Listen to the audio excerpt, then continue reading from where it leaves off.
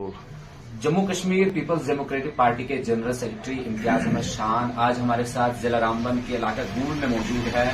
Time देने के लिए बहुत बहुत शुक्रिया आपका। सबसे पहला सवाल यही है सर कि जम्मू कश्मीर में असेंबली इंतखाबात 2018 के बाद सर अभी तक डिले चल रहे हैं। इसके लिए डेडलाइन भी है। हुकूमत जो सियासी जमातें हैं वो बार बार मुतालबा भी कर रहे हैं। तो आपको क्या लग रहा है कि असेंबली इंतखाबात को लेकर सेंट्रल हुकूमत को किस तरह से इकदाम करने चाहिए ताकि जम्मू कश्मीर में एक अवाम की चुनी हुई सरकार हो सके? बिलाल साहब, मुझे लगता है कि यहाँ पे बहुत पहले इलेक्शन हो जाने चाहिए थे, क्योंकि लोग बहुत ज़्यादा परेशान हैं। लोग अपनी बात नहीं रख पाते हैं, ब्यूरोक्रेसी के पास, एडमिनिस्ट्रेशन के पास उनकी बात नहीं पहुँचती है। लेकिन बदकिस्मती है कि कुछ न कुछ बहाना करके इलेक्शंस को डिले किया जाता है। अगर यहाँ पे असेंबली इलेक्शन सितंबर से पहले करवाने हैं तो अभी तक इक़्तिदामात हो चुके होने चाहिए थे, क्योंकि बहुत नज़दीक टाइम आ रहा है। आप अगर देखोगे यहाँ पे पार्लियामेंट इलेक्शन हुआ और बड़ा स्मूथली इलेक्शन हुआ, कहीं पे कोई किसी किस्म की कोई हालात खराब नहीं हुए, कोई इंसिडेंट नहीं हुआ, किसी किस्म पुरअमन तरीके से यहाँ पे इलेक्शन हुए। तो मुझे नहीं लगता है कि असेंबली इलेक्शन के लिए कौन से हालात खराब हैं। कभी यहाँ बीच में बोला जाता कि म्यूनिसिपैलिटी के इलेक्शन कराए जाएंगे। अगर म्यूनिसिपैलिटी इलेक्शन के लिए, पंचायत इलेक्शन के लिए हालात ठीक हैं तो असेंबली के लिए क्यों नहीं?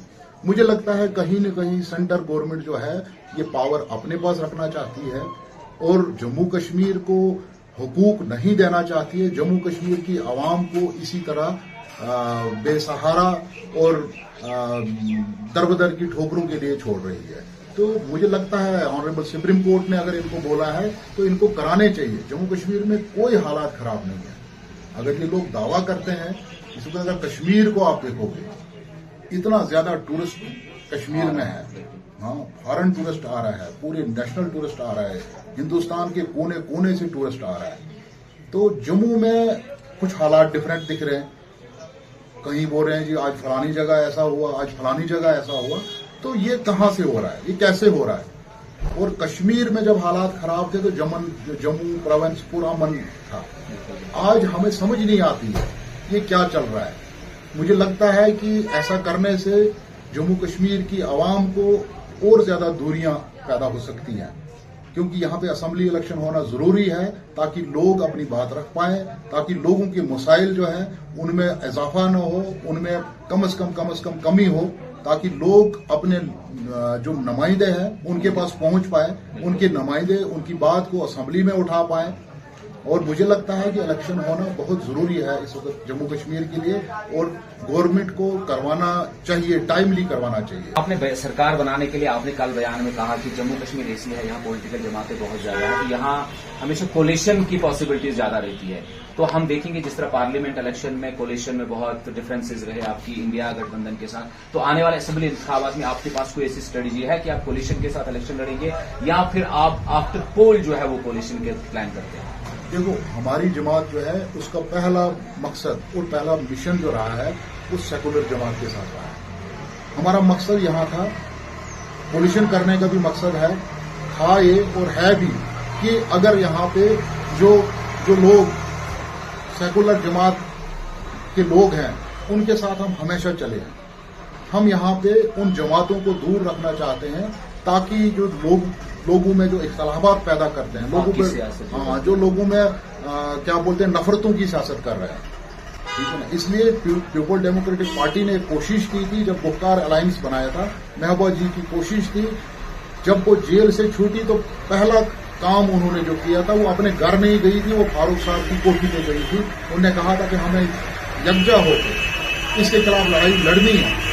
लेकिन जब तक वो इकट्ठे रहे तब तक भी उन्होंने लड़ाई लड़ी, लेकिन आज भी महबूबा जी उसी लड़ाई पे अटल है और वो लड़ रही है और लोगों की नुमाइंदगी और सर, हम देख रहे हैं कि जिला रामबन में आप बानिहाल कॉन्स्टिट्यूंसी में खासतौर से दौरा कर रहे हैं, तो ऐसा लगता है कि इंतखाबी अमल में हिस्सा लेना है। तो क्या आवाम से मिलने के बाद क्या मसाइल है जिला रामबन में और खासतौर से हल्का इंतखाब बानिहाल में जो आज से पहले के लीडरों ने मुकम्मल नहीं किया और उन्हें मुकम्मल करने के लिए आप ये जो आवाम से भरोसा चाहते हैं? फिलहाल साहब, अगर आप मसाइल की बात करोगे तो मुझे नहीं लगता है कि मैं इस कम टाइम में आपको सारे मसाइल गिना सकूं। यहाँ बूना बू मसाइल हैं। यहाँ पे बहुत ज्यादा काम करने की जरूरत है।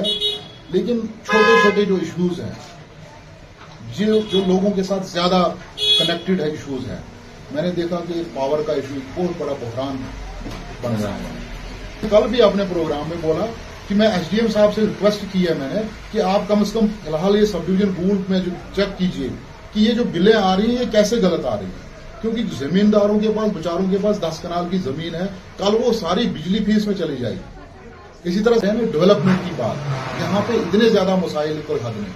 यहाँ पे आप जिस जगह जाओगे, मैं जहां पे भी जाता हूँ तो नौजवानों की एक बजमा लग जाता है, जो बेरोजगार बैठे हुए हैं, जो बेसहारा बैठे हुए हैं, जिनकी कोई उम्मीद ही नहीं है इस वक्त किसी से, नशाओं में मुब्तला हो रहे हैं।